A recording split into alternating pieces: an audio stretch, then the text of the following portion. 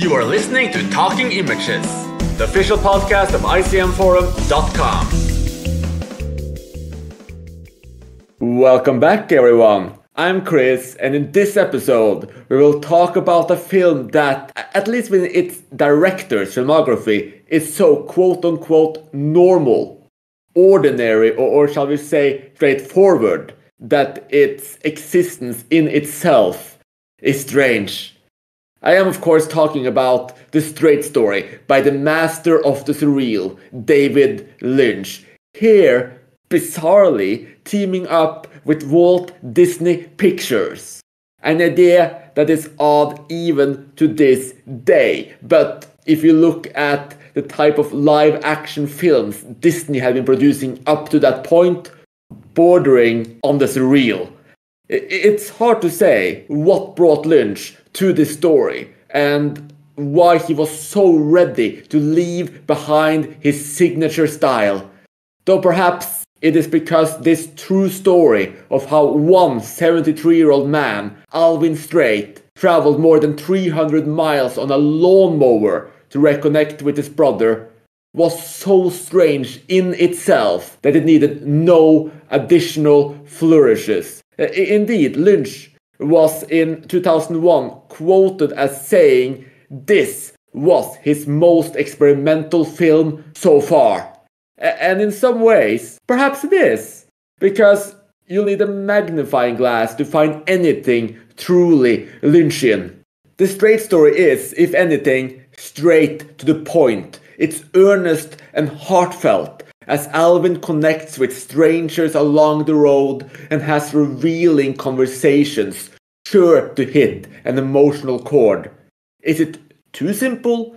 Was Lynch really the man to bring this material to life? And why is the film so emotionally resonant? In this episode, we'll unpack it all. So let me bring in my three absolutely wonderful co-hosts. And I want to start with you, Adam, as you're really the person who made us do this episode in the first place. I mean, the whole reason why we started talking about this is because you told me you were watching one of the scenes from The Straight Story over and over again. So I'd just love to hear what it was about this scene that just drew you in and made you click that replay button. Yeah, so I first watched the film, it must have been about 10 years ago. And then probably every year since then, I rewatched the runaway girl scene. So that's the scene where there's a girl on the side of the road and she ends up staying with him that night and talks about how she'd run away basically. And I guess the reason why I like it so much is basically because of the way Alvin's talking about family. And I think a lot of my favourite films, I spoke to Chris about this before, but I think a lot of my favourite films involve some kind of family idea. And the whole scene with like the sticks and how you put them all together and you can't snap the sticks and that's family. I guess that's why I like it so much. But on top of that, I find it really interesting because the whole point is that Alvin has fallen out with his brother for 10 years. And yet Alvin is now the person who is telling someone else about family and how the importance of family. So I think there's a lot of contradictions in the film between the way Alvin's lived his life and the things he's done and how he's now kind of on the road to redemption. And that particular scene with the sticks, always resonated with me very strongly. Thank you, Adam. I think those contradictions are some of the most interesting things about the film. I'd love to get all of your general thoughts as well. But before that, I just have to ask this question, because even though it's based on a real story of a man named Alvin Straight, what do you think Lynch was thinking when he decided to call this The Straight Story? Because it's just so immediately sarcastic, or at least, it has this clear wink. David Lynch presents The Straight Story.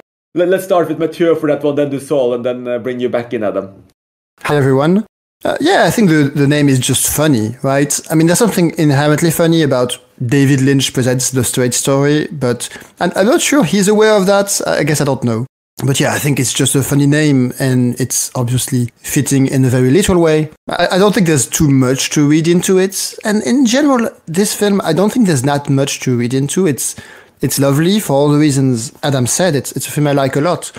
I guess I don't think it's that mysterious. He just made the film he made. It's weird in his filmography, but yeah, I guess I don't have a particular interpretation of the title. What about you, Saul? Do you think the title choice was intentional? I've always thought so, because until I actually sat down and watched the film, I didn't realise that the character's surname was Straight.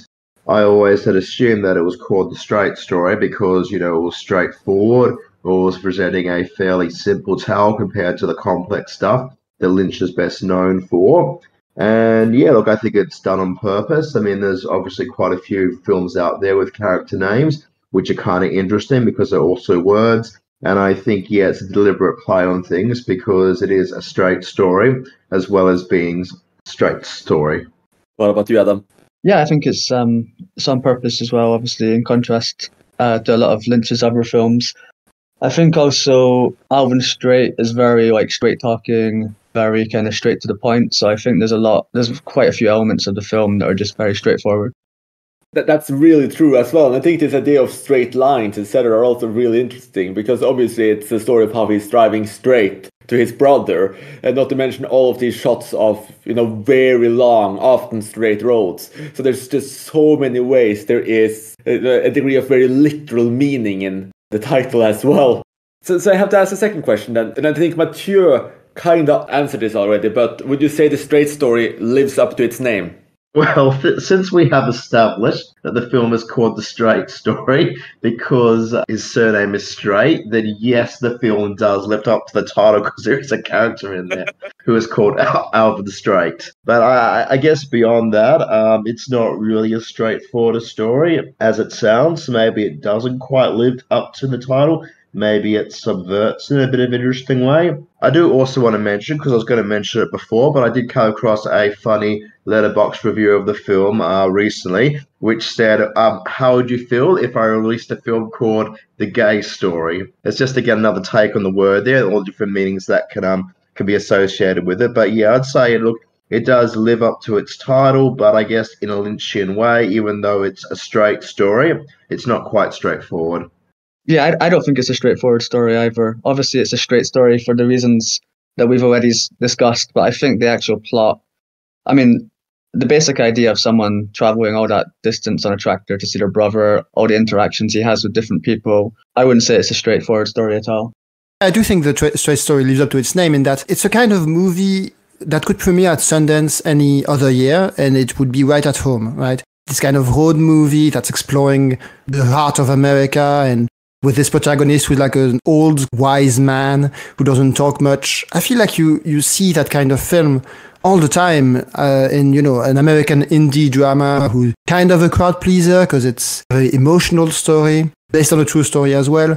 It's in many ways, it's a very run-of-the-mill American indie drama, except it's not, right? Because I don't know how to say it. It's just very good. And there are some surreal touches that Lynch brings, which we'll discuss later. But it seems like a very typical indie drama film of the late 90s and 2000s. And so in that way, it completely lives up to its name. And also in just the simplicity of the storytelling. It's a road movie. There are some weird encounters. And you get to the end, which is about what you'd expect, right?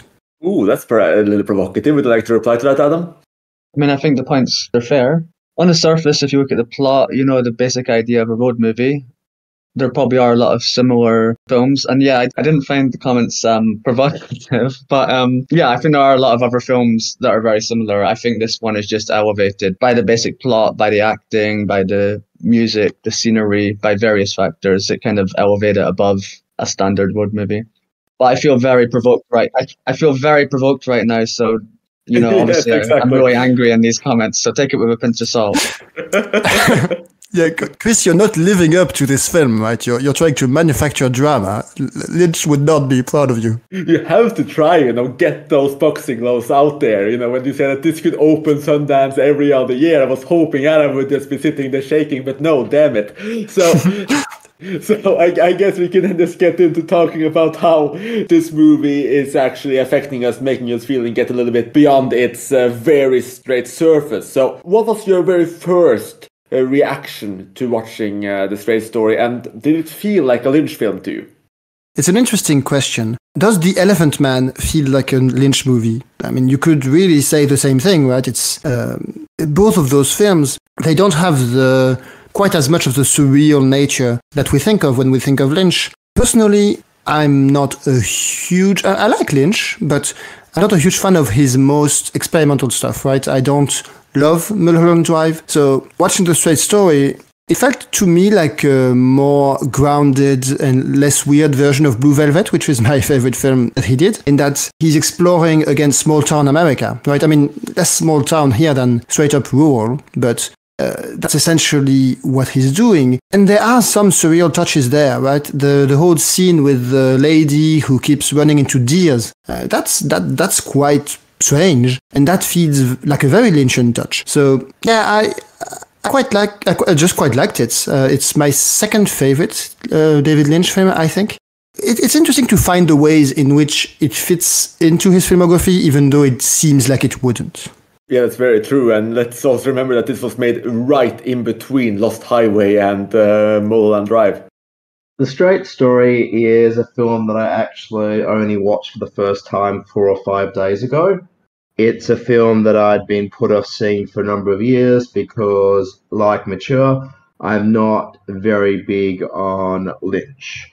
See, now the provocations are coming. Hey, look, anybody who knows me, that shouldn't be a surprise. I haven't seen Mulholland Drive or Blue Velvet in about 20 years. They did not do a lot for me at the time. And just with the excessive acclaim that some of his films get, his other films have taken me a while to get around to. So, in terms of whether this feels like a David Lynch film or not, well, it doesn't feel like Eraserhead. I mean, I can tell you that much.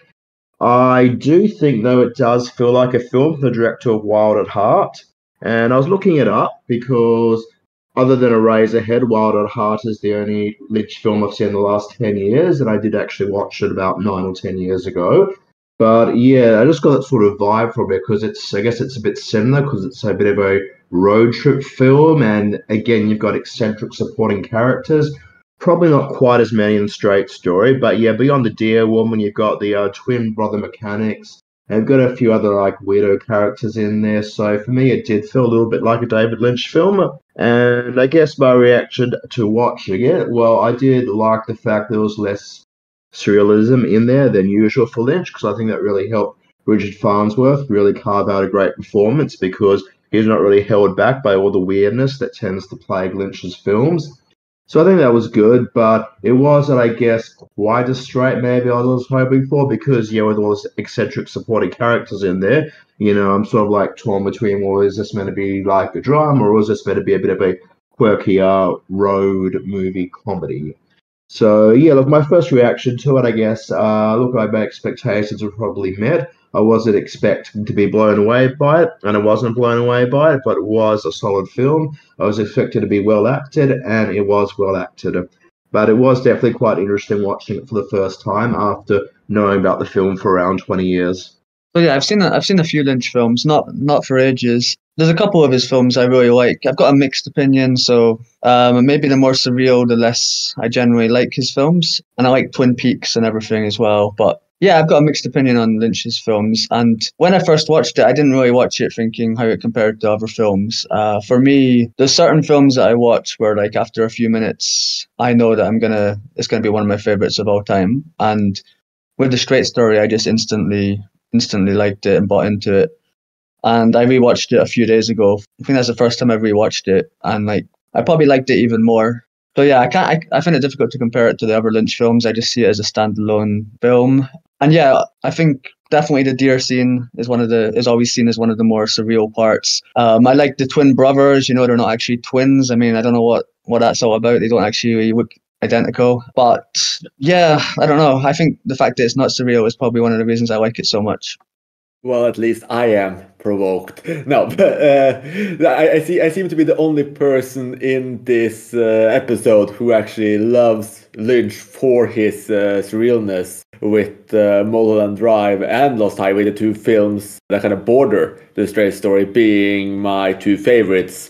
And generally speaking, the more surreal Lynch is, the better I like the film, which is almost a bit surprising that I like The Straight Story as much as I do. And I think it is a wonderful film. And I think each of the times I've seen it, only seen it twice, I'm just really drawn in by, like Saul mentioned, the acting.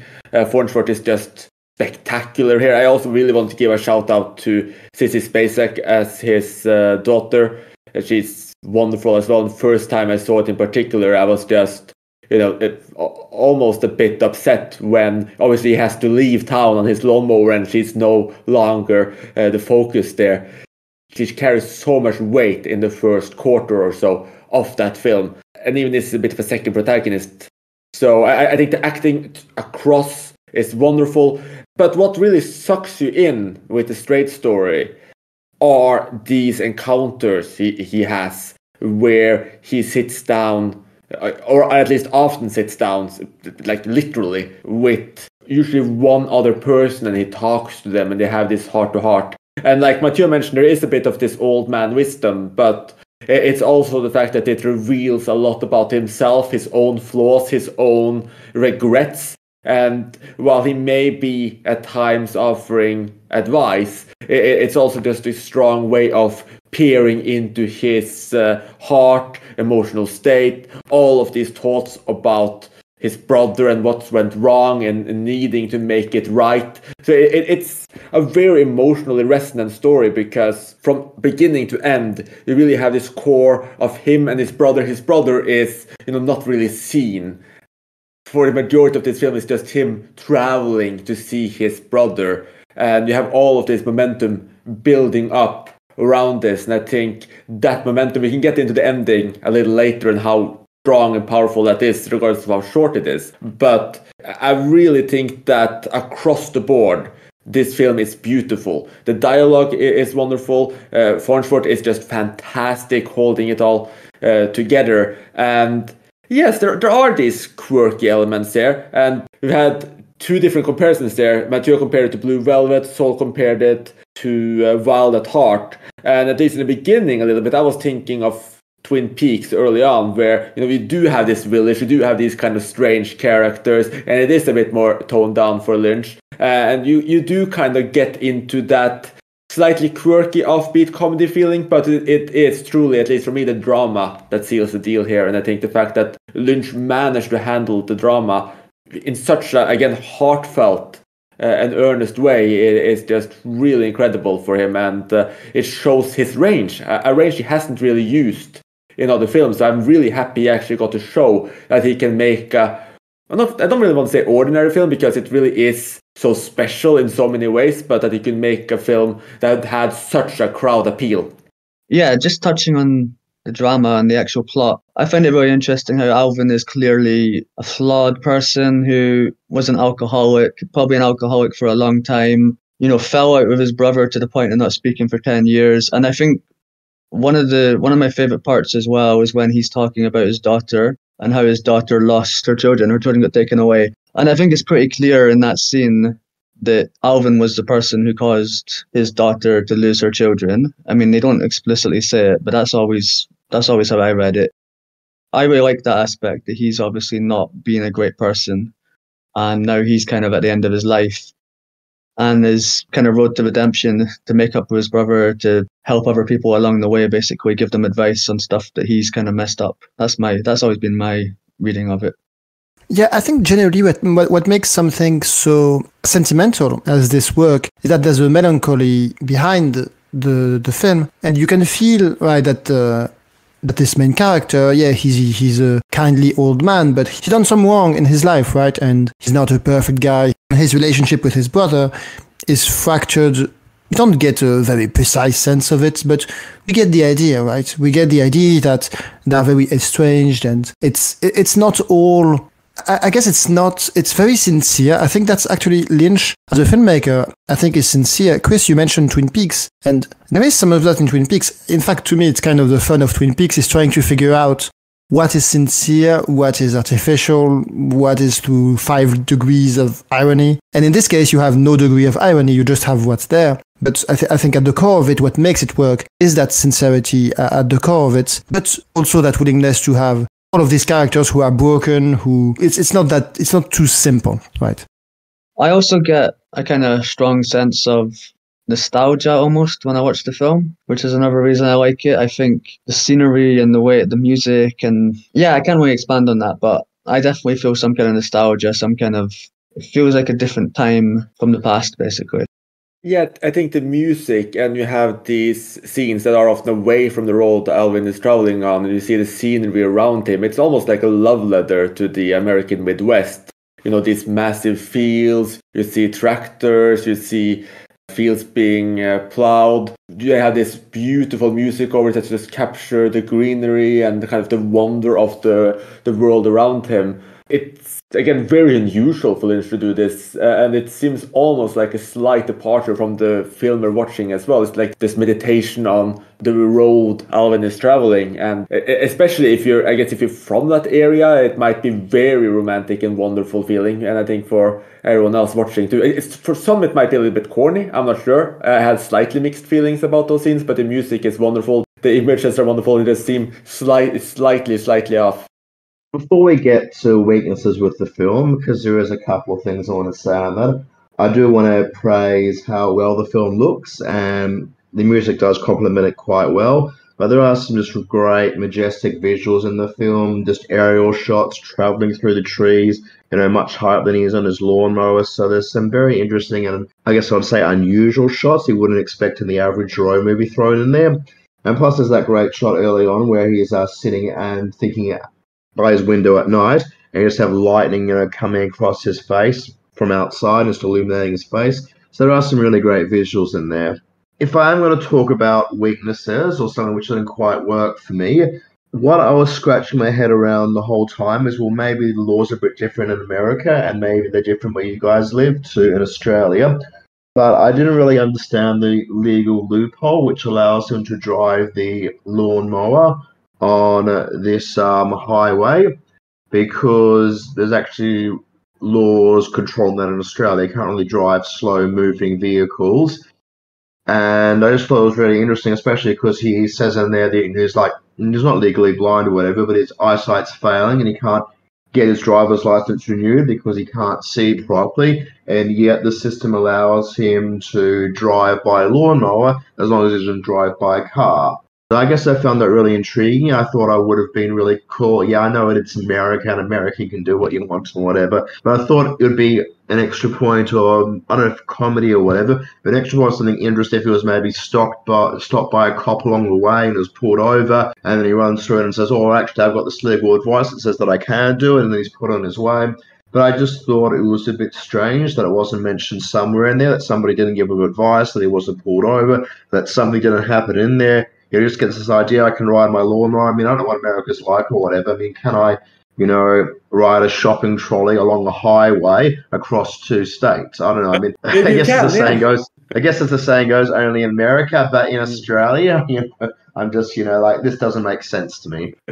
I think it's slightly like that in Norway. I'm not sure exactly about road safety, but obviously bicycles are allowed on the roads. And if there's no other way, I think like elderly people's wheelchairs, etc., work too. So I guess the classification of the lawnmower is just of such a type that it doesn't constitute a violation, though obviously there could be some dangers there.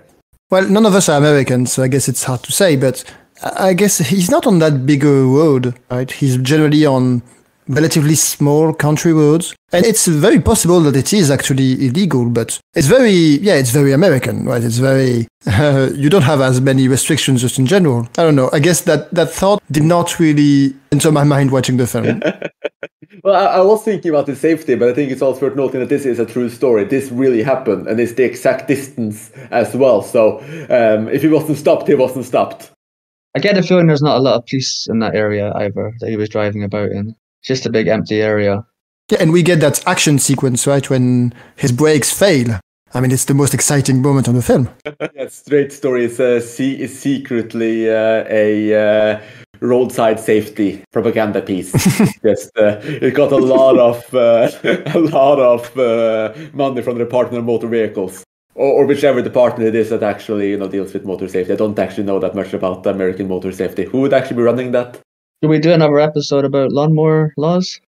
Maybe we can read up. Oh, you can be the host. A new podcast, it sounds like more than an episode.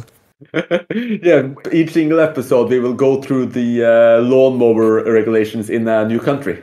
But back to the straight story and to try to play my role as a harmful moderator and ignite the fire and hatred to just spur up that controversial discussion. Saul, you mentioned that you had some weaknesses to bring up. Let's see if you can finally get under Adam's skin. Oh, well, with the weaknesses, the main thing that I was talking about was the whole fact that it's not clarified what sort of legal loopholes allow them to go on the highway, because I think it's a fairly, I don't know, I guess it's viewed as an outside or whatever. I think it's fairly pivotal, and that's not really mentioned, so I thought that was a bit odd. I guess otherwise the only weakness for me is just the fact that it just, teeters so much and being a comedy or being a drama with those oddball, quirky characters. I mean, that's probably, what I like least about David Lynch is, it's a tendency to be weird, for the sake of it, in inverted commas. And I guess I just thought with some of the characters that he's encountered along the way,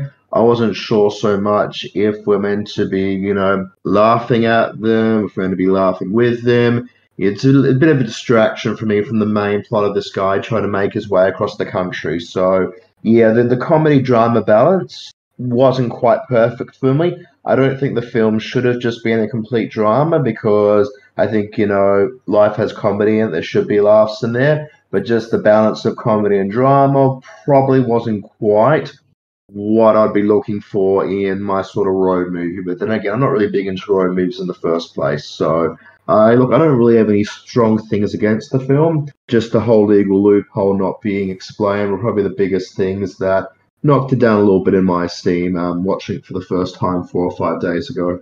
Would you consider that shots fired, Adam? I mean, if I'm being honest, I really couldn't care less about the lawnmower laws in America.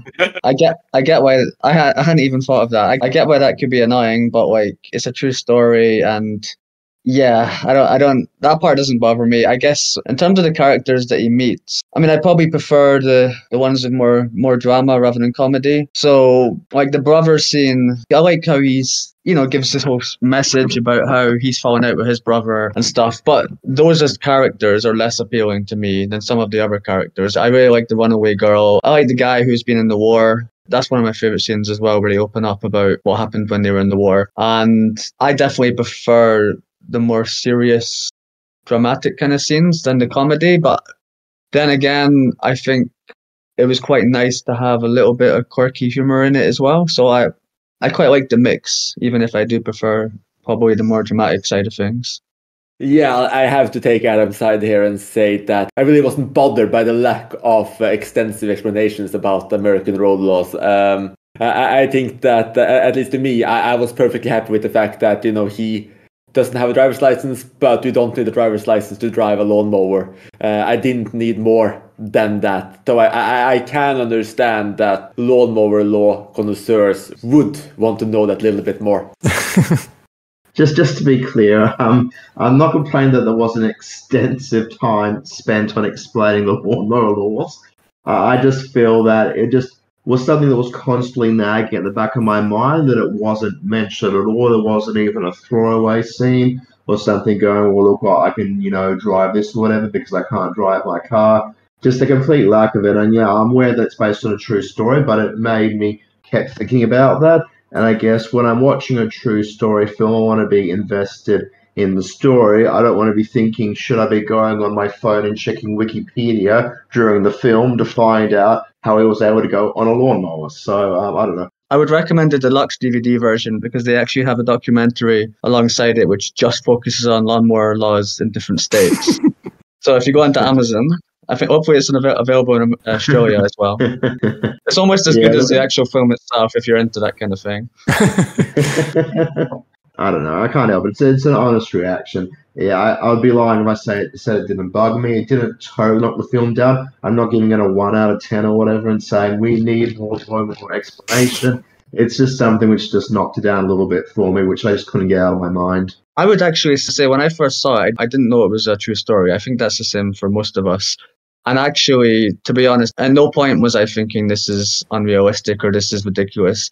Even without knowing it's a true story, obviously it seems ridiculous, the fact that he can drive a lawnmower that far. But that never bothered me at all, actually, that element. I was never thinking, hey, this is stupid, this couldn't happen. I think it was just believable as part of the film. Yeah, the same. The same for me. And to be fair, there are a couple of scenes where he says, I have to drive this because I don't have a driver's license. But no, it didn't involve the legalities of it. I think we're running to the issue that it's a hard film to talk about because all of that Lynch does in this film is mastering the tone, right? And I guess that's what Saul was getting at earlier, is that sometimes the balance was not quite right for him. But it's a film that's it's not flashy at all. It's not easy to find why it works so well. I mean, Adam, it's one of his favorite films of all time, and we all like it or love it, depending on the degree. And it's hard to say why, right? We can say the performances are great. We can say that there's maybe the patience that Lynch has with those shots of the guy on the lawnmower, which really set up this mood.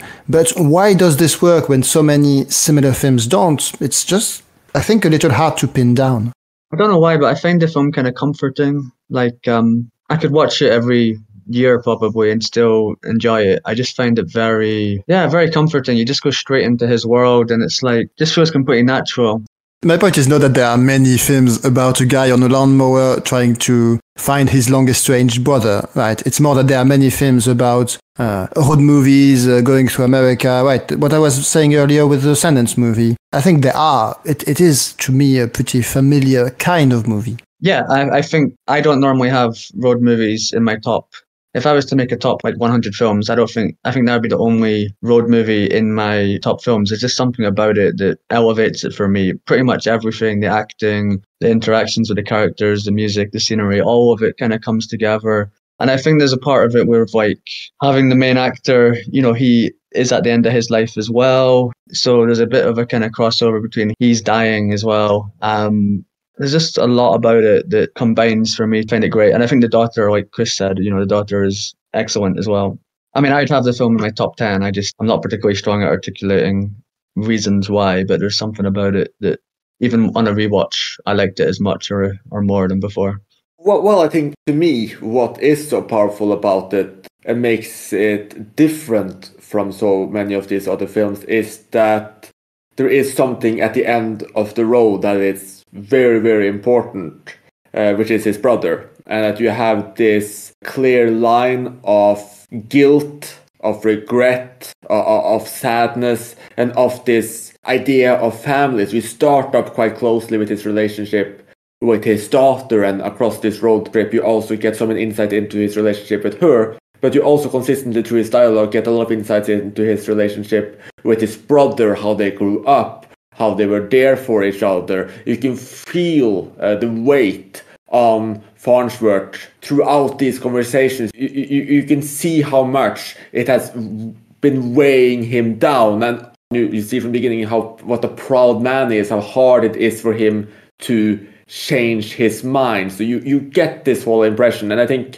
just tying all of this together, that the power of this film is the mixture of this sadness, this regret, this longing, but also the fact that it is a man traveling all of this way to try to make up for some of that and reconnect to someone that matters so much to him. And if we can spoil the ending, if it's possible to spoil the ending, we can add the spoiler warning here. Spoiler warning.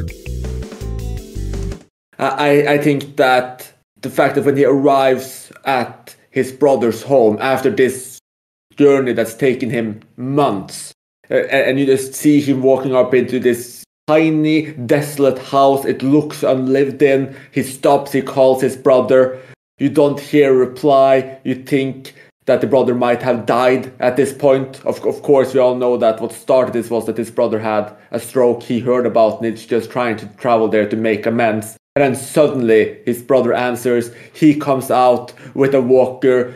Alvin, of course, has 2 canes. They're both similarly aged. They're both very frail. And what happens next is essentially just this 1-minute sequence. There's very little dialogue. It's just this little moment within him and his brother. And his brother is, by the way, played by Harry Dean Stanton, and he's just absolutely fantastic in it. It just, when the brother realizes that he actually traveled this whole way on a lawnmower for him, you can see how it affects him. They share this moment. And it's just beautiful. It's resonant. It's powerful. It's so short. And I just want to give full credit to both Farnsworth and Harry Dean Stanton here for being able to pull off that moment. Especially Stanton, who has about 1 minute to make us care for him. And he does it. He managed to pull us completely in. I mean, that's just phenomenal acting. And I think that, like a film that Harry Dean Stanton was in, Paris, Texas, which is also about one man battling with his past, trying to make amends and doing a very great journey. One of the things that really makes a straight story so wonderful is the fact that you have all of this build-up, you get to this emotional climax, and somehow it manages to truly deliver. Yeah, there's a couple of main things for me. I think the ending is amazing. The ending is easily one of the best parts. The fact that Harry Dean Stanton is in it for such a tiny amount of time and makes such a huge impact. When he looks over at the lawnmower and realizes that Alvin had travelled all this way on it, I think that's the single best moment of the film. But I think a couple of things that I think of with the ending is the stars are obviously really important. The opening credits and the end credits have stars as the background. And you get the impression that probably like every time Alvin's seen the stars for years, he's thought of his brother, he's thought about how they've fallen out. And also, I think at the end when his brother tells Alvin to sit down, and then it goes to the closing the end credits with the stars, I get the impression they've just sat in silence waiting for the stars to come. So they've sat there for a few hours in silence, just waiting for that moment that takes them back to when they were children. And also, I think it's really interesting that he was like an alcoholic at some point in his life. That's part of the reason. I think they say that's part of the reason they fell out. I can't remember exactly. So when Alvin meets the guy from the war, he has like milk, I think, to drink. He doesn't have alcohol. But once it gets to the end and he finally reaches the place, that's the first time he's had alcohol in years and years. And I think that's kind of his reward for finally making up with his brother. But it's also kind of ironic that the thing that caused him all these problems is his kind of reward at the end. So they're the two things I think of the most. But certainly the end scene, I think, is the most powerful in the film. And it's one of the best performances where an actor's in it for such a tiny amount of time, barely has a word of dialogue, and somehow makes such a huge impact. I absolutely think it's worth noting too that when he asks for the beer and he finishes it, the bartender asks if he wants more, and he manages to stop at one beer and leave, showing that he's also gained that degree of self-control. It shows how he perhaps has grown. And talking about the stars, the way stars are used throughout the film, you see it's the opening shot, you see Alvin looking at stars throughout the film. And through a conversation quite late, you realize that this is what they used to do when they were children, and they were on this farm and they were very poor, and essentially used this line, they were talking themselves through growing up, just these two young boys together looking at the stars. And you just slowly start to contextualize what the stars have meant for Alvin throughout the film and what the stars mean in the narrative. And I think that's one of the things about the straight story that's just really beautiful, the way it just shows you things and then fills in why it's important later on and leaves you to reflect on it. Also, maybe that explains why Disney wanted a movie, right? It's all about dreaming and stars. So I think we found what makes Lynch and Disney go together. The ending of The Straight Story is definitely very interesting because it is not what I'd expected at all. There's a point towards the end or in the second half of the film where he's stopped by some really kind neighborhood couples, and they ask him how long he's been on the road for, and he has to work it out or whatever, and it's been, I think, 5 weeks, I think is what he came up with, but it's been a number of weeks, and knowing what had happened to his brother, I thought, he's going to get to the end or whatever, his brother's going to be dead. And I think the way that it's set up is actually quite interesting. So he gets to his brother's house, he calls out to him, and then we hear his brother's voice, but it's all shot from a distance, at least initially. So there's no close-up of Harry Dean Stanton as he's coming out. We just see the voice and then he appears. So I think it's an interesting way of toying with our expectations, because I think Lynch and his team was sort of setting it up to convince us that the brother was dead. He's going to be going there in vain, and it's going to end up being for nothing. And really, then they spin everything around in the end, and actually ends up being quite positive. They do get united. And the stars is an excellent shot, and of course, the very first shot of the film is the shot of the stars in the sky, and that's the same as the stars at the end there. So I think that's really a great way of bookending the film. This isn't related to anything else, but I also like the music, how some of the scenes, the music sounds a little bit like a train, you know, with like the violin playing in a sort of certain way. I also really like that part. I didn't notice that, but I'm sure it's there. You've seen clips of the film much more often than we have. You guys were too busy thinking about the lawnmower laws to notice it, that's why. And before we close this off, there was one reading of the film that you had, Adam, that really blew me away. We just talked about how this whole journey is also a form of allegory of redemption, and I would love to hear a little bit more about your take on that, and because it really adds a lot to the movie for me. To be honest, I was speaking to Chris before I'd even rewatched it. I don't even know if what I'm saying was accurate, because this went just from rewatching brief scenes. I guess it's all kind of huge, expansive roads, all these bright fields for ages, and then when we get to the end scene, it becomes just this tiny little dark path that he goes down right at the end. I think he breaks down properly at the end, like right at the end, and he has to get told to his brother.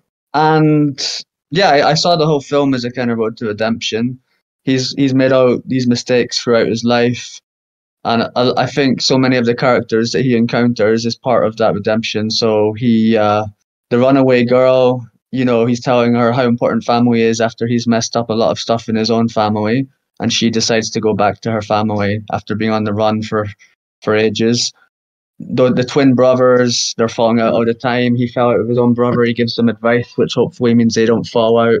When he meets the veteran from the war, he finally opens up about the fact that he shot his own man accidentally. It's the first time he's ever told that story after decades of keeping it in.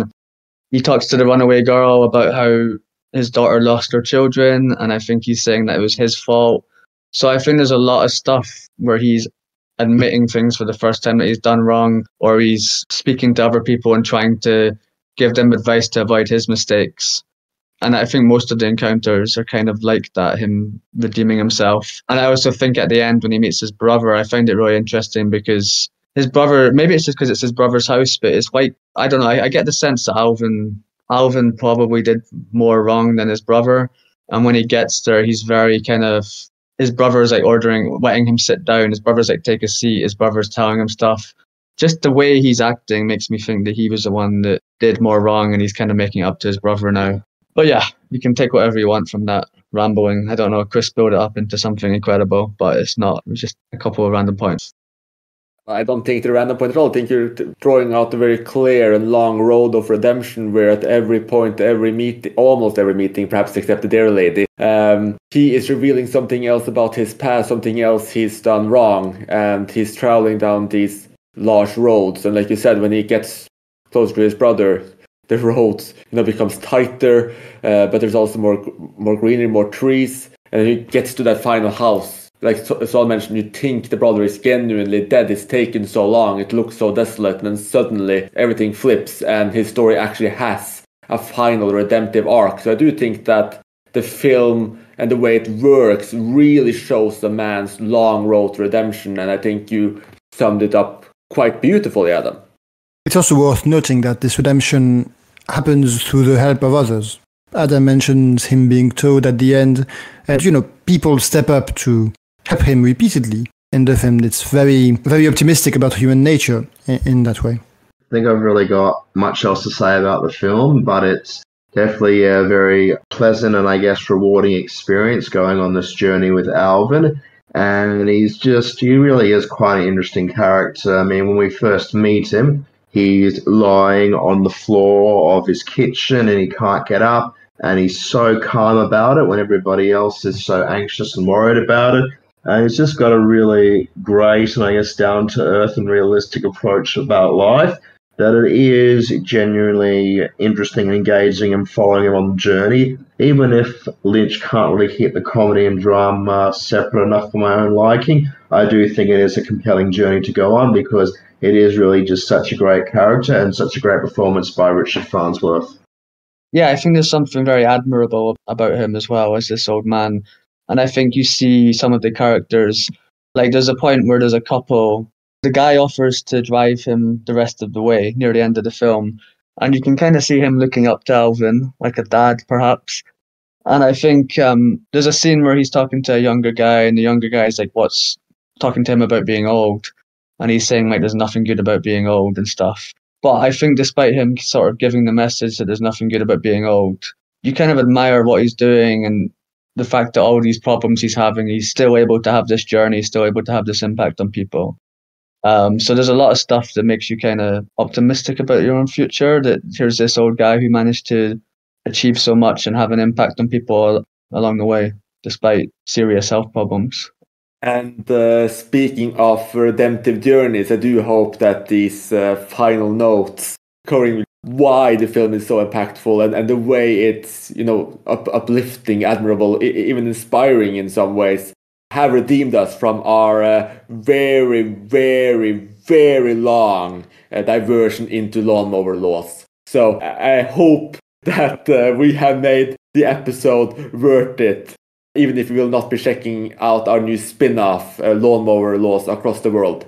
I think we have a bit of a responsibility to say that even though Alvin inspired everyone, if you are planning to drive in a lawnmower, please check the laws in your local area before you do that. We don't want to be responsible for any more illegal journeys. So I think that's a very important disclaimer. Also, if anyone does find out the laws in that area genuinely, please post it on the forum.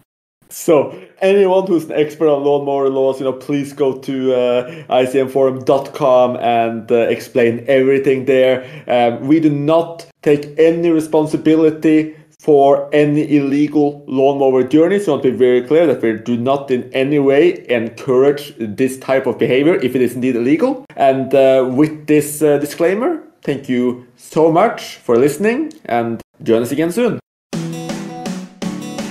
You have been listening to Talking Images, the official podcast of icmforum.com.